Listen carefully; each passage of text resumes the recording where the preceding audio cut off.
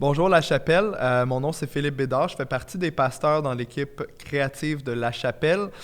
Cette semaine, c'est moi qui fais la matinale et j'ai décidé de vous partager cette semaine ma pensée sur quelques points sur la sagesse.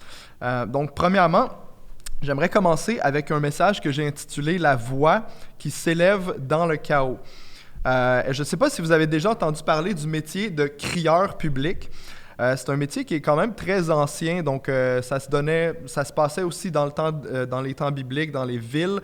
Ça se passait aussi dans le temps médiéval. Même aujourd'hui encore, dans certains pays en Afrique et en Europe, ils ont encore ce métier-là de crieur public. Et il y a même encore des compétitions de crieurs publics qui se donnent encore aujourd'hui, même au 21e siècle. Et un crieur public, qu'est-ce que c'est? Un crieur public, c'était quelqu'un qui avait une cloche ou un tambour pour faire un bruit quand même assez impressionnant pour que les gens puissent avoir leur attention qui se tourne vers le crieur public. Et cette personne-là avait une voix très forte avec laquelle il allait crier souvent « Oyez, oyez ». Ça, c'est un peu le classique en français. Et son travail, c'était de garder les citoyens informés. Et Proverbe 1, 20, 23, si vous avez votre Bible, vous pouvez tourner dans le livre des Proverbes, chapitre 1, versets 20 à 23. Ça dit ceci: « La sagesse crie dans les rues. Elle élève sa voix dans les places. Elle crie à l'entrée des lieux bruyants. À l'entrée des portes dans la ville, elle prononce ses paroles. Jusqu'à quand, stupides, aimerez-vous la stupidité? Jusqu'à quand les moqueurs se plairont-ils à la moquerie et les insensés haïront-ils la connaissance? Revenez pour écouter mes réprimandes. Voici que je répandrai sur vous mon esprit. Je vous ferai connaître mes paroles. » Donc, dans le texte qu'on vient de lire, on reconnaît plusieurs éléments, comme on a vu dans la job du crieur public, qui c'était d'aller dans la ville, dans les rues pour crier « Oyez, oyez », faire du bruit et prendre l'attention des gens. Donc, on reconnaît qu'il y a, dans ce texte-là, on voit que la sagesse va crier dans les rues. Elle va élever sa voix dans les lieux publics où est-ce que c'est bruyant, que le texte dit. Le texte dit que c'est bruyant. Et va être aussi aux portes de la ville. Donc, qu'est-ce que ce texte-là veut dire? Le texte dit que la sagesse, en fait, crie dans ces lieux-là et que sa voix se fait entendre là où il y a beaucoup de monde. La voix de la sagesse se fait entendre là où il y a beaucoup de monde, mais aussi, elle crie au milieu des lieux bruyants. Elle crie où est-ce que le bruit cherche à avoir notre attention, où est-ce que le bruit cherche à cacher sa voix. C'est là que la sagesse crie. Donc, la sagesse dans le texte est un peu décrite comme un crieur public. Mais le problème, c'est que dans les lieux bruyants, notre capacité d'écoute dépend vraiment de notre volonté d'entendre.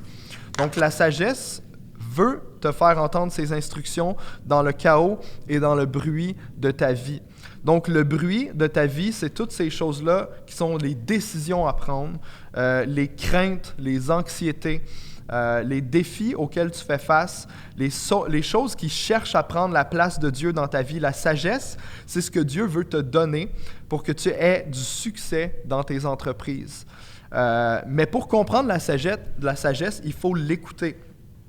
Il faut, quand la sagesse arrive et sonne la cloche et dit « Oyez, oyez », il faut s'approcher. Quand on entend la sagesse appeler, il faut qu'on s'approche pour bien saisir qu'est-ce que la sagesse veut nous communiquer. Il faut qu'on tende l'oreille vers la sagesse pour comprendre comment devenir sensé, comment être intelligent, comment vivre notre vie de façon à ce qu'on accomplisse les plans et les voies de Dieu pour notre vie. Moi, un jour, la sagesse a frappé à ma porte. Pour certains d'entre vous qui ont déjà entendu peut-être mon témoignage, j'ai pas grandi dans une famille chrétienne. Et pour moi, la Bible, la sagesse spirituelle qui venait de Dieu, c'était pas quelque chose que je connaissais. Donc, quand je suis devenu chrétien, en fait, j'ai vraiment vécu une expérience. Et quand je vais vous raconter cette expérience-là, je ne veux pas que vous le voyiez comme si je prétendais être quelqu'un qui a la sagesse infuse, mais je raconte cette histoire-là juste pour vous illustrer, vous démontrer que Dieu désire que chaque personne, chacun d'entre nous qui connaisse qui il est, qui le connaisse personnellement, apprenne la sagesse. Donc, la sagesse, un jour, elle a frappé à ma porte. Et elle a frappé à ma porte d'une façon quand même assez intéressante. Donc, comme je vous ai dit, je ne viens pas d'une famille nécessairement chrétienne. Je n'ai jamais lu la Bible quand j'étais jeune ou quoi que ce soit. La sagesse spirituelle, je ne connaissais rien de ça. Et Un jour, j'ai fait quelque chose de très stupide. J'ai veillé avec des amis pendant longtemps, jusqu'aux petites heures du matin, dans un bar. Je buvais tout le kit. Ensuite, je suis retourné chez nous. Il était à peu près 3-4 heures du matin. Je me suis couché et je travaillais le lendemain, donc je me levais à 6 heures. J'ai dormi environ 1h30, 2 heures cette nuit-là. Et après ma journée de travail d'à peu près 9 heures de temps, j'étais vraiment fatigué, mais j'avais été invité au party de fête d'un de mes amis qui habitait à Saint-Jean-sur-Richelieu. Moi, j'habitais à Saint-Hyacinthe. Donc, c'était un bon 45-50 minutes d'auto. Et j'ai pris ma voiture et j'ai commencé à conduire vers cet endroit-là, vers Saint-Jean-sur-Richelieu. J'avais le soleil dans les yeux, donc j'avais déjà de la difficulté à garder mes yeux ouverts. Et avec la fatigue, éventuellement, je me suis endormi au volant. J'ai pris le champ, j'ai pogné un accident, comme on dit au Québec.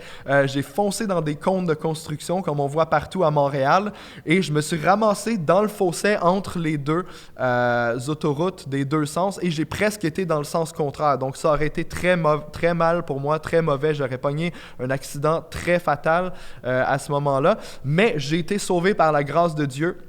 Mais qu'est-ce qui est arrivé par la suite? C'est ça le moment le plus intéressant, c'est que le conducteur de towing est arrivé, a pris ma voiture et moi, pendant que j'étais dans le towing en train de retourner vers Saint-Hyacinthe avec ma voiture scrap en arrière, j'ai ressenti une conviction vraiment forte sur mon cœur de dire à la personne à côté de moi, qui était un jeune homme à peu près 5 ans plus vieux que moi, il avait mi-vingtaine le gars, et j'avais la conviction, c'est comme si le Saint-Esprit, mais je ne pouvais pas le décrire de cette façon-là dans ce temps-là, mais maintenant je comprends, le Saint-Esprit me disait, dis à cette personne-là que je t'ai sauvé aujourd'hui de ton accident, tu aurais pu y passer ou tu aurais pu avoir vraiment des grandes blessures à cause de l'accident, mais je t'ai sauvé. Puis là, j'étais comme, je combattais avec cette pensée-là, j'étais comme, non, c'est sûr que je vais pas dire ça, là, le gars qui a la mi-vingtaine, il va penser que je suis un malade mental.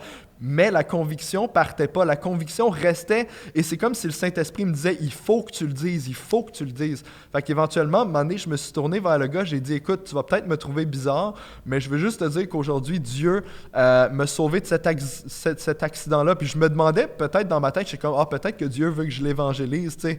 Mais en fait, qu'est-ce que le gars me dit? Il me dit, non, je trouve pas ça bizarre. Moi aussi, je suis chrétien, je crois dans la Bible, puis mon livre préféré, c'est le livre des Proverbes. Puis là, j'étais comme, quoi?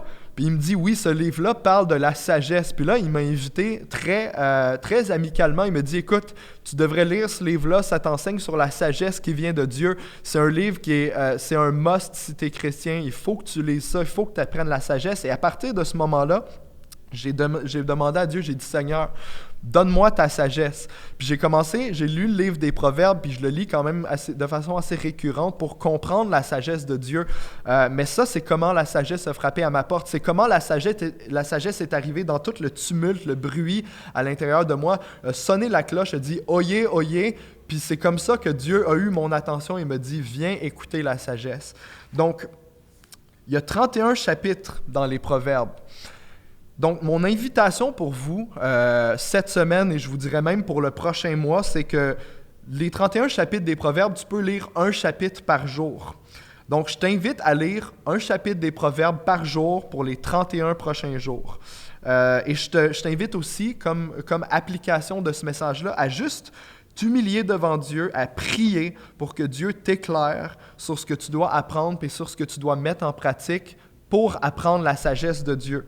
Dans ta propre vie. Et moi, je veux le faire aussi pour ma propre vie. On lit jamais assez les proverbes. Il faut les lire le plus souvent possible parce que ça nous apprend à vivre une vie qui est droite, qui est juste et qui est selon le cœur de Dieu. Donc, si vous voulez, je vais prier pour vous et je vous laisse aller pour aujourd'hui. Et j'espère que ce message-là vous aura édifié et vous aura encouragé à poursuivre la sagesse. Donc, Père éternel, je te prie pour l'Église de la Chapelle, Père éternel. Puis même à ça, plus large, je te prie pour chaque personne qui écoute, Seigneur, qui fasse partie ou non de la Chapelle. Père, je te prie de nous remplir ton Église d'une sagesse qui vient de toi, Seigneur. Une sagesse qui ne vient pas de la chair, une sagesse qui ne vient pas de notre nature humaine, mais une sagesse qui vient de ton esprit, Seigneur.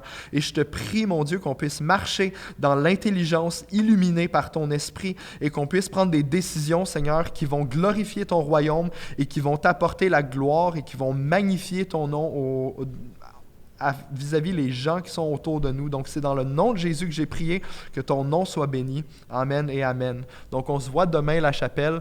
Passez une excellente journée. Soyez bénis.